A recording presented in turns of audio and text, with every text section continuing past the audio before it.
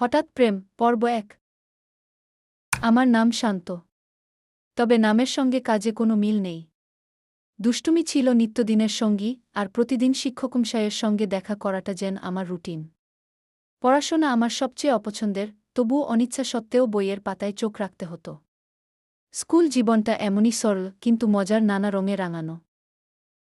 আমাদের স্কুলে প্রেম শব্দটি যেন নিষিদ্ধ।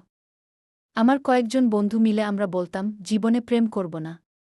তখনও বুঝিনি, জীবনে প্রেম আসতে পারে সত্যিকারের হঠাৎ করেই। আমরা প্রেম শব্দটার মানেই জানতাম না।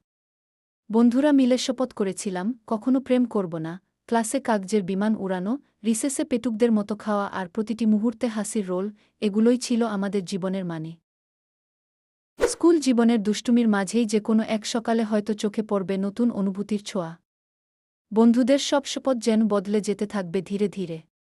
এই হঠাৎ প্রেম গল্পের শুরুটা এখান থেকেই, যা আপনাদের স্কুল জীবনের মিষ্টি স্মৃতিগুলোকে তাজা করে দেবে।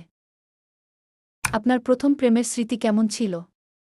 কমেন্টে জানান আর এই ভিডিও শেয়ার করুন বন্ধুদের সঙ্গে।